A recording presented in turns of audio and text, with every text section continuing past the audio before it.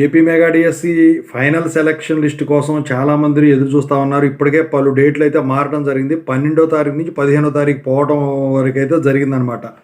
అయితే 2014 నుంచి అంటే రాష్ట్రం డివైడ్ అయిన దగ్గర నుంచి చూసుకుంటే ఇప్పుడు జరిగిన 2 సార్లు 2014లోది 2 సంవత్సరాల తర్వాత ఇచ్చారు.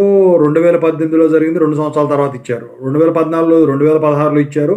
2018లో 2021లో ఇచ్చారు. మరి ఈసారి కూడా అదే రిపీట్ చేస్తారా లేకపోతే కన్ఫర్మ్ డేట్ ఉందా అని చెప్పేసి అడుగుతా ఉన్నారు. దాని గురించి చెప్పదలిచాను.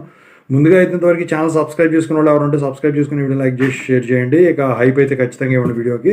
ఇక టాపిక్లో వెళ్తే ఏంటంటే వీళ్ళు ఏదైతే 15వ తారీఖు సెలక్షన్ లిస్ట్ రిలీజ్ చేస్తామన్నారో అది ఖచ్చితంగా 15వ తారీఖు అయితే లిస్ట్ రిలీజ్ చేస్తారు.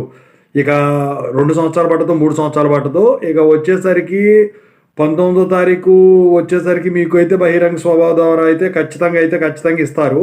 ఇక వెబ్ కౌన్సిలింగ్ ఏదైతే ఉంటుందో అది దసరా హాలిడేస్లో కండక్ట్ చేసి దసరా హాలిడేస్ అయిన తెల్లారి మీకు క్లాసులో ఒక డైరెక్ట్గా దిగటం అయితే జరిగిపోతుంది.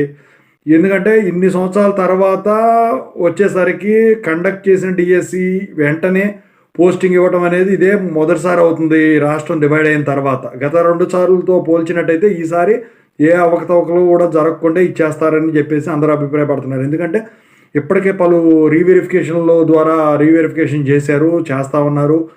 ఇక 15వ తారీఖు అంటే ఆ టైంకి సరిపోతుంది, ప్రాబ్లం ఉండదు. అందరూ కూడా ఈడబ్ల్యూ సర్టిఫికెట్ తెచ్చుకుంటున్నారు, ఇచ్చేసుకుంటున్నారు ప్రాబ్లం ఉన్న వాళ్ళు తప్ప.